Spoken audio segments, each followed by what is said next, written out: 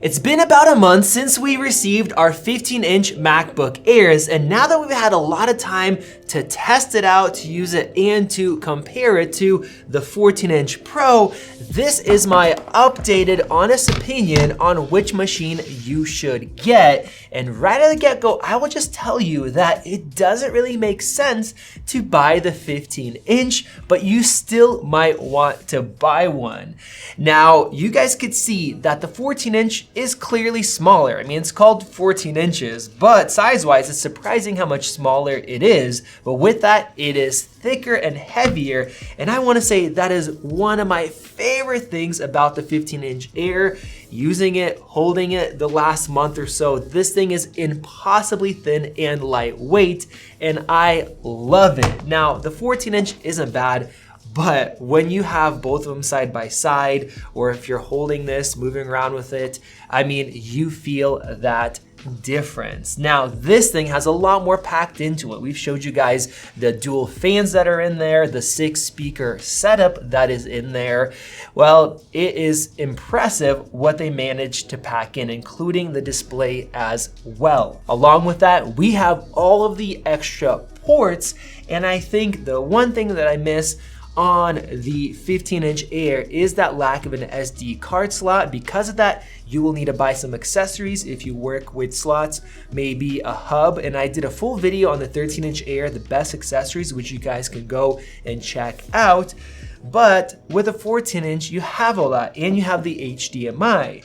But not everybody needs that. Same thing with display output. Now, personally, I have not needed to connect this to a display, and I think most people don't need to do that. So it's not a huge deal that it only supports one external display compared to 3 on the 14-inch. I think for most people looking at this, that won't matter. Now, the next thing I want to talk about are the screens, because that's one area where the 14-inch is just much better. If you're looking at HDR content, I mean, the content just pops. Movies, videos, especially if you're watching at night, the mini LED just looks fantastic. But I have to be honest with you guys and say that it also might not matter for a lot of people. This video is gonna keep heading that way because in most scenarios in the daytime, the 15-inch Air screen still looks great, the brightness is great, and other than watching at night, it's really rare to feel like you're missing out. Now, as far as the speakers, we have no grills on the 15-inch Air, but Apple is still able to pack in 6 speakers into this laptop.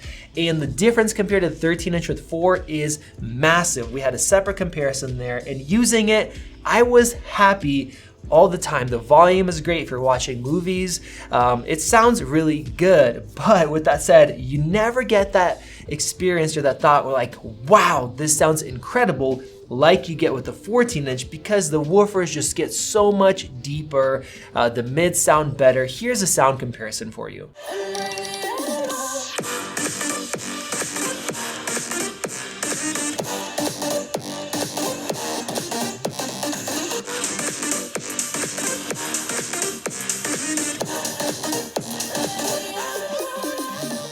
Now, I haven't needed to do any Zoom calls or meetings in this time with the 15-inch Air, but the camera quality actually looks better, and I think the microphones, even though they're not as deep, they also sound better. Go ahead and look at this comparison. Now, both these MacBooks have 1080p webcams. This one right here is the 14-inch MacBook Pro, which has studio quality microphones. And this is the 15-inch MacBook Air. Now, you guys let me know which one looks better and which microphones sound better to you down in the comments. And to me, I do notice that because the 15-inch is a little bit taller, the angle is actually a little bit better, but the quality might be slightly worse, so let me know. Now, another area that we have clear differences is battery life.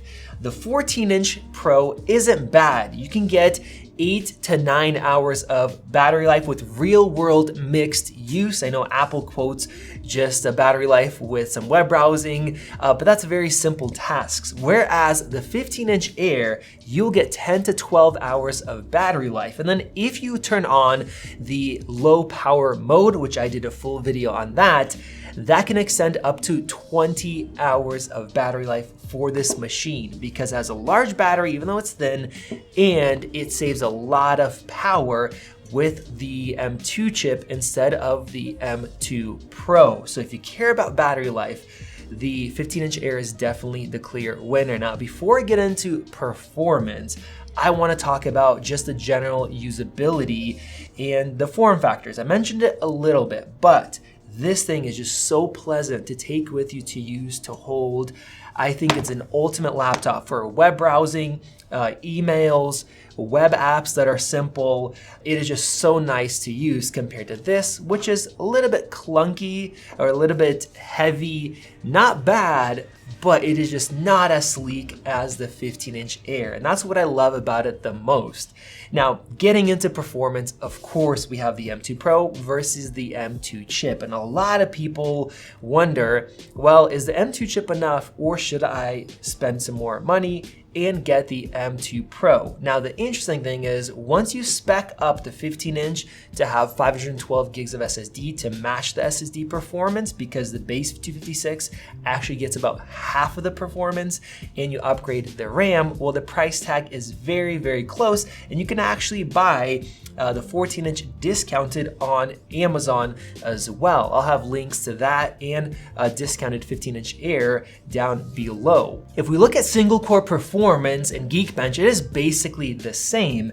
And then for web browsing, the performance is identical as well. And for heavy web-based applications like Figma, which I tested, and the project was brought to us by 500 Designs, one of the best design studios in California, smoothness was identical. You could not tell the difference at all. And then rendering 12 high-resolution web pages, I was surprised that the performance difference was very minimal. So for these kind of tasks, you will not notice a difference, and you will not miss out on any performance by going with a 15-inch model. Now, when we start looking at multi-core performance, that is where the extra performance cores of the 14-inch start kicking in. I saw a 24% difference in multi-core, which sounds like a lot, but this is pushing the CPU with a lot of different tasks.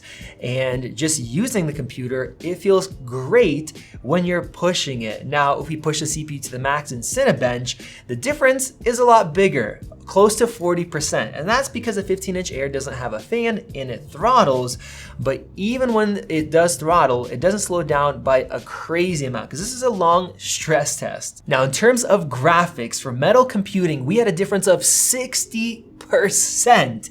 That is huge, and this is something where you're doing heavy effects, or if you want to game or do something else, the difference starts to pile in. And this is where, when I mentioned in the beginning, that doesn't really make sense to buy the 15-inch Air over the 14-inch. It just doesn't, because once you upgrade the RAM and the SSD, the price tag is close, and the 14-inch offers that display, the ports, you get the better speakers. It just makes better, I guess, financial sense if you care about performance. For Lightroom's denoise and enhance AI feature, here we had 51 seconds compared to 1 minute and 17. So you see that the 14-inch Air really goes ahead. And the same thing with a lot of other tasks that I tested in my full hands-on performance comparison, if you guys want to see that. But what I want to talk to you guys about is, how much performance do you really need? Because with a lot of these apps, the performance is so good that nobody will complain at all, especially if you're coming from an Intel-based machine or a Windows laptop. The performance stays the same whether you're plugged in or unplugged, which is great, and it is incredibly, incredibly fast. So even though it doesn't make sense financially, the performance for the money compared to the 14-inch, if you do like the form factor, you like like the larger display, which I do like, and it is noticeable, well, you are not going to complain unless you're absolutely pushing the system to the max. For example, if you're doing like 500 raw Lightroom images, we're maxing out the CPU and the GPU for a very long time and it's throttling, well, there it starts to compare. Or doing like raw video editing where the 14-inch definitely smokes the 15-inch. But for regular 4K editing that most people do, the performance is super close and the export times are identical. So that is where it doesn't really make sense to get the 15-inch, but I would still recommend it to a lot of you guys. After a month, this thing is an amazing machine that is selling very well, that pretty much everybody will be happy with and they will not complain about. Yes, the display is not as good, but you're not going to complain about it because it's better than a lot of other displays. The speakers are not as good, but you're not going to complain about it. And if you're looking for a thin and light form factor with a large screen in this price tag, I would recommend it. And the only people that I recommend a 14-inch to over the 15-inch, this is weird to say because logically it doesn't make sense, but only if you're really gonna push the computer for a long time and you're gonna maximize the performance, that's when it makes sense to buy this.